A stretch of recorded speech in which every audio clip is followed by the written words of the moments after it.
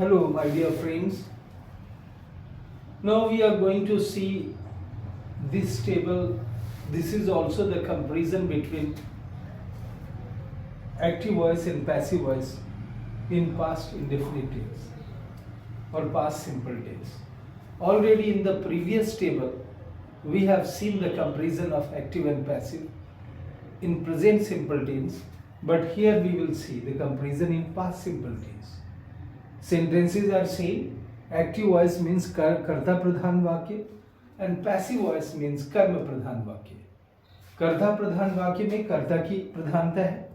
जब हम कहते हैं past simple में did you read the book, क्या आपने किताब पढ़ा था?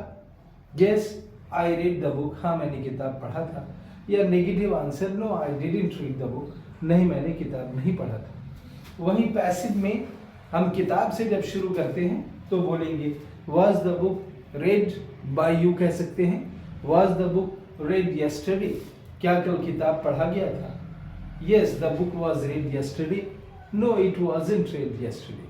हम book के स्थान पे it का प्रयोग भी लगा के कह सकते हैं प्रोनाउन, ताकि नाउन को बार बार रिपीट ना करना पड़े. जब हम बोलेंगे कि did you write a letter, तो आंसर है yes, I wrote a letter. No, I didn't write a letter.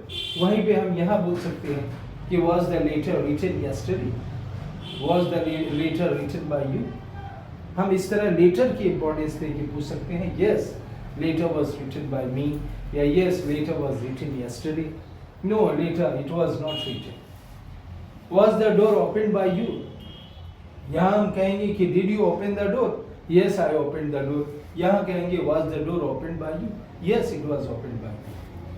यहाँ कहेंगे कि did you close the window? Yes, I closed the window. और यहाँ कहेंगे कि was the window closed by yesterday? By you yesterday? Yes, the window was closed yesterday.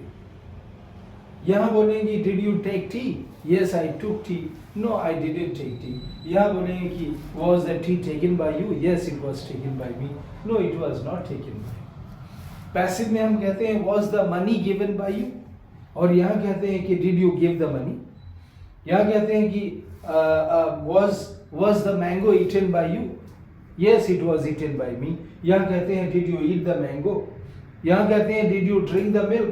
और passive में कहते हैं कि was the milk drunk by you? This is the difference, my dear friend. You will practice and I am sure you will share and subscribe this channel and you will practice in this way.